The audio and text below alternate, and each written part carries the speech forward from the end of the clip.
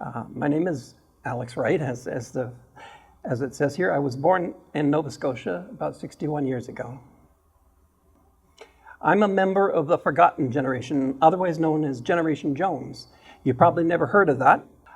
Generation Jones used to be known as Gen X.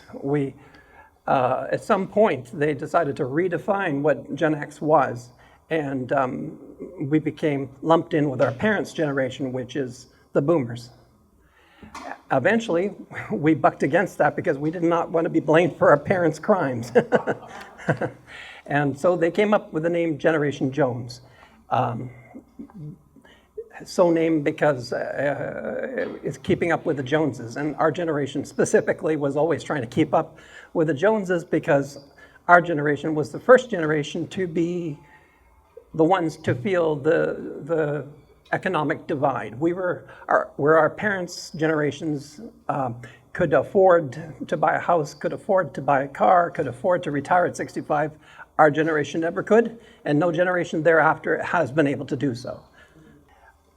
My generation of gay men, I can only speak for gay men.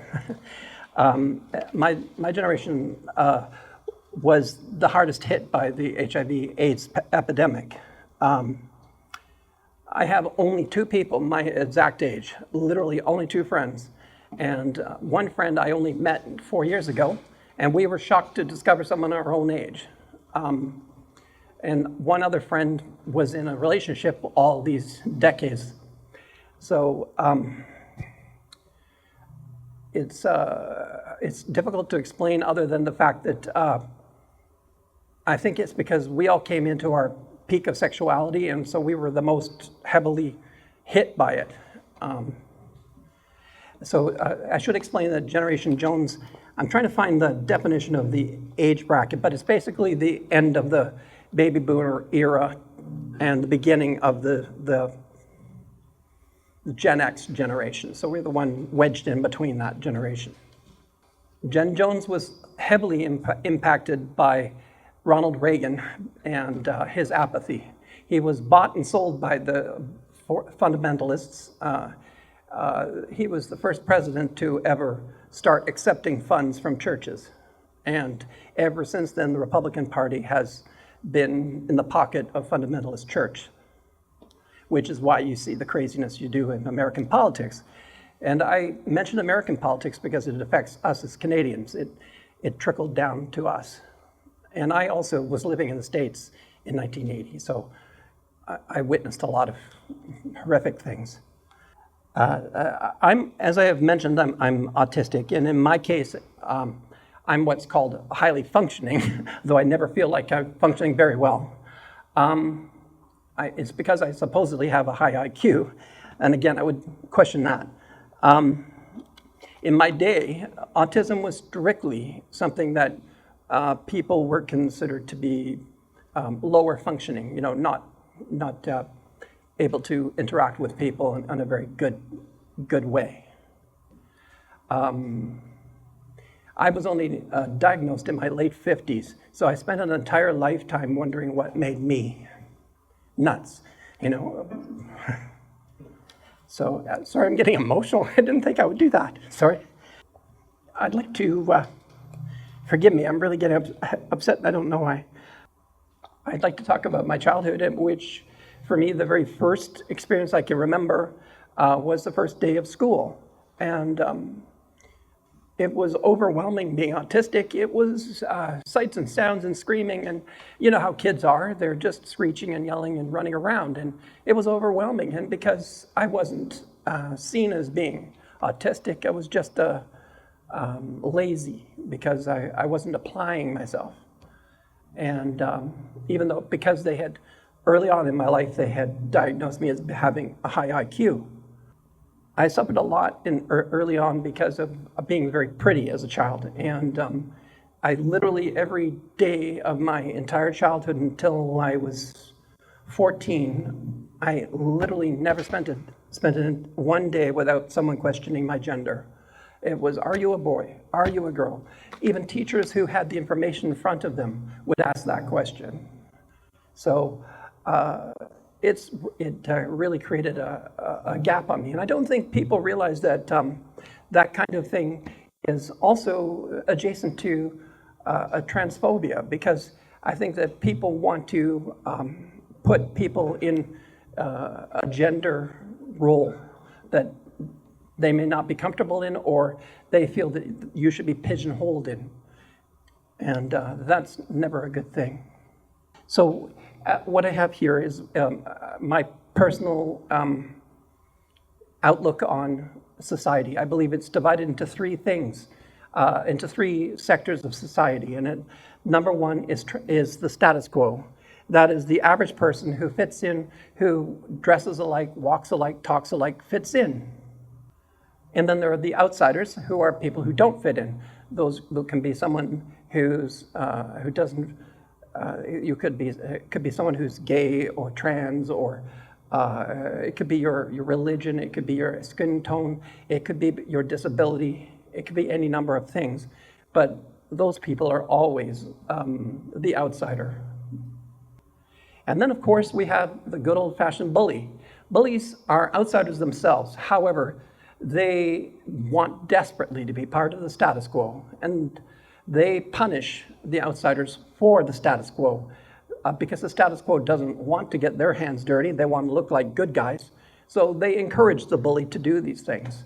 They let the bully sit at the big boys' table.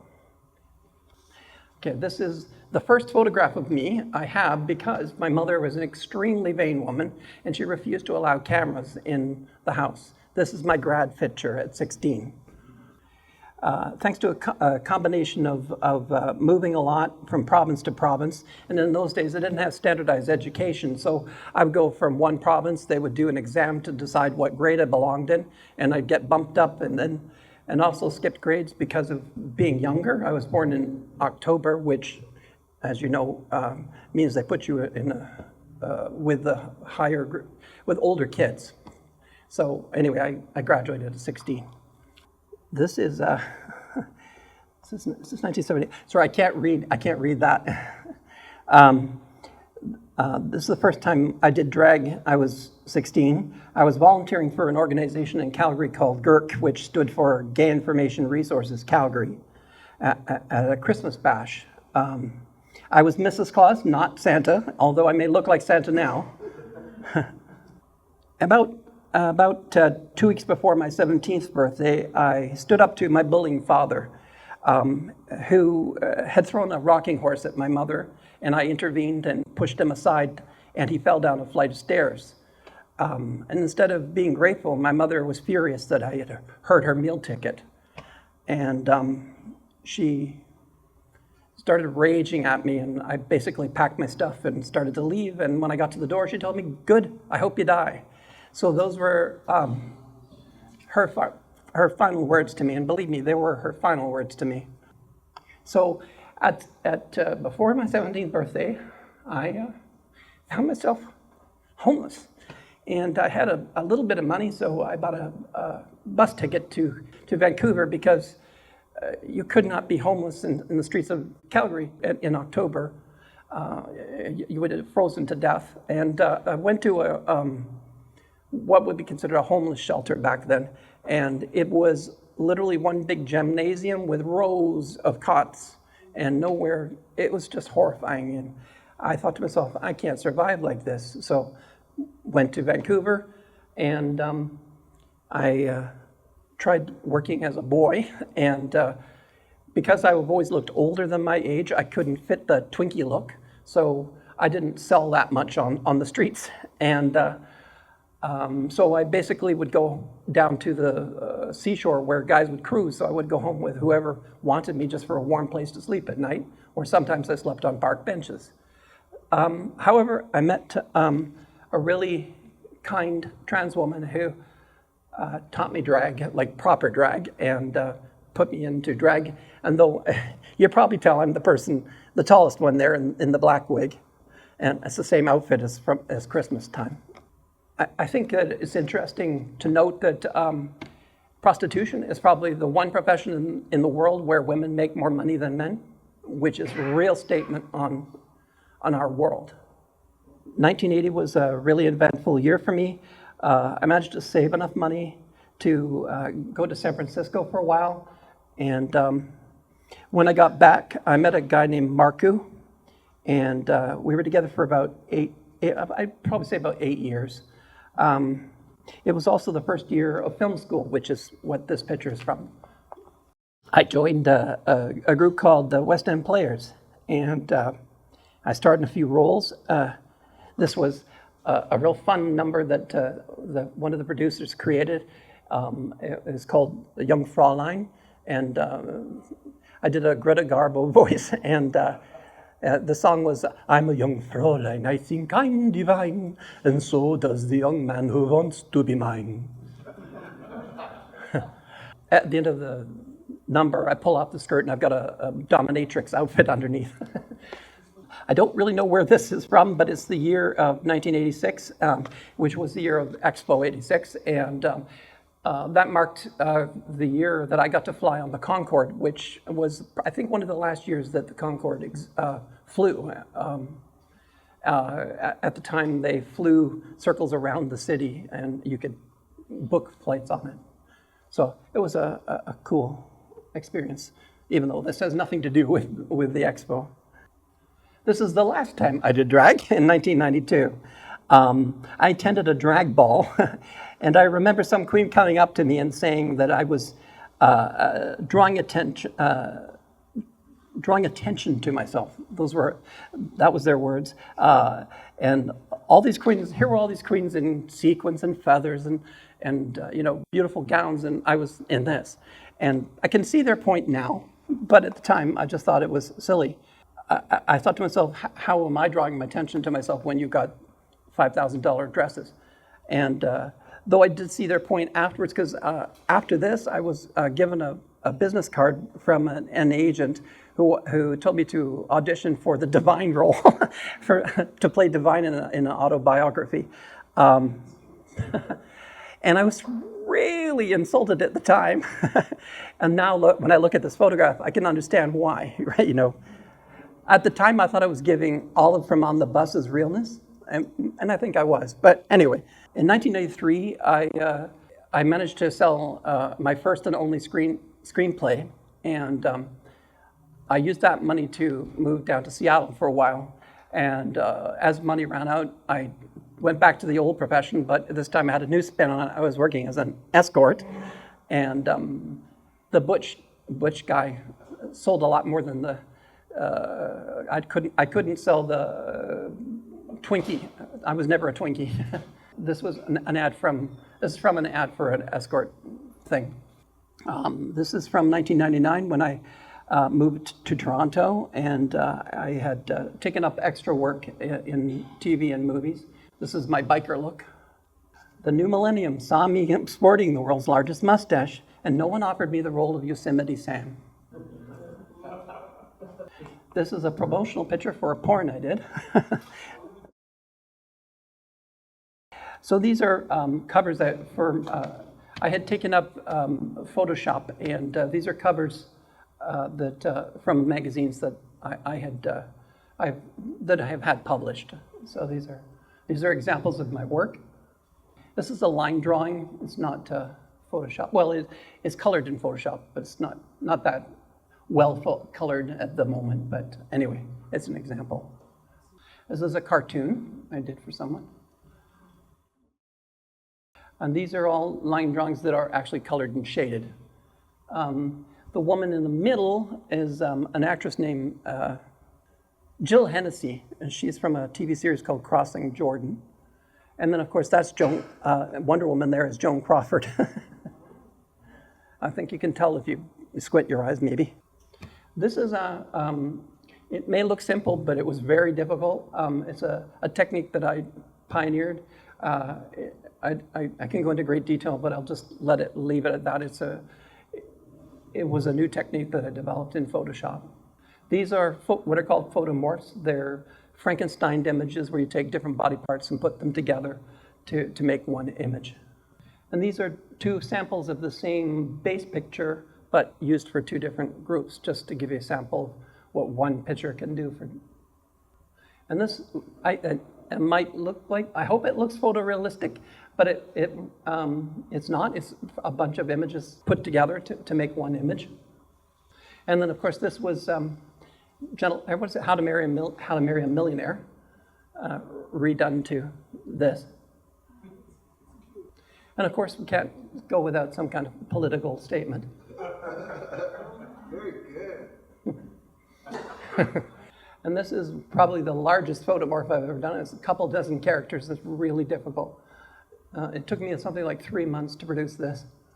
And this is a composite Photoshop image again, done up to look like a poster. That's Olivia de Havilland as Wonder Woman. And that, you probably recognize the giant image. That's from Attack of the 50-Foot Woman.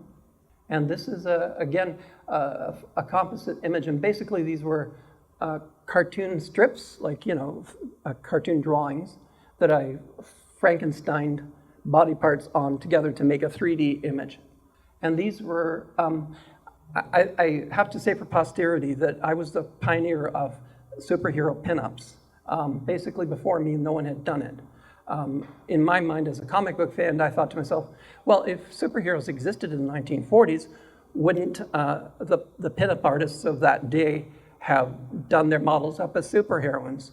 So I took pre-existing pinups and turned them into superheroines. And after me, a lot of other artists followed suit. And DC Comics put together a whole line of comics and merchandise based on that concept of, it's called Bombshells. And then this is, I wanted to show the before and after, and just to show you the image on the, what is this? This is the side in the whack outfit. That's the original picture, and then the Wonder Woman on the left is the after. And it took a lot to create those legs and the boots and the hair. It's a lot of addition that you wouldn't think looking at it. Anyway, so I think that's the last one. Thank you, Alex. Thank you.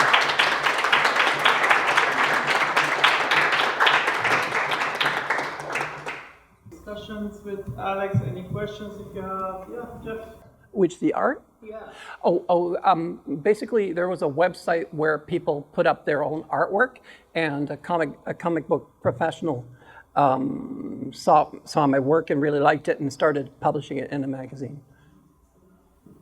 How did you even get to that point? Oh, I just took it up, Photoshop, started experimenting with it. On your own? Yeah, at home, yeah. Why did you come to Toronto? Actually, initially, I think I came here because my ex at the time, we had broken up, but he had moved here with his work, and I wanted to get out of Vancouver. So I came here and lived with him. He was living at the Royal York Hotel, which was not a bad way to live. The question was, did I ever reconcile with my mother? Well, actually, no, because we're told that we should forgive people for things that they do to hurt us because it's good for us. But I would suggest that sometimes that hurt serves to protect our hearts and prevent further pain. And I don't think she deserves forgiveness for that. In school, I was virtually from the very first day of school, I was tormented. My first, I don't know if I mentioned it. It was supposed to be in my notes, but my first day, I was tormented by a gang of bullies. Are you a boy? Are you a girl? Are you a boy? And they literally pushed me back and forth until one came up behind me and yanked my pants and my shorts down around my ankles. And then they all laughed. Oh, it is a boy, ha ha ha.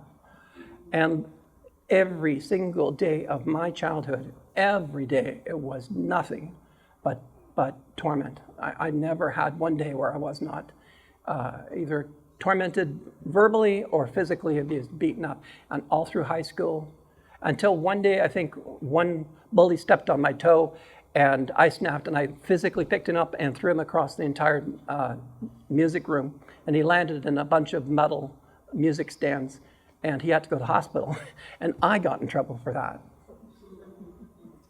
So I think that was the last time anyone picked on me.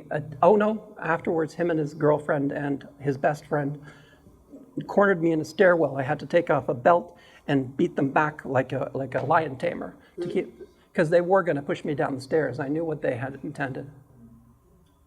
So no, childhood, any kind of school life was just torture. It's one of the reasons I did really well was because I studied constantly because I wanted to get out of there so badly. Great. Well, thank you so much.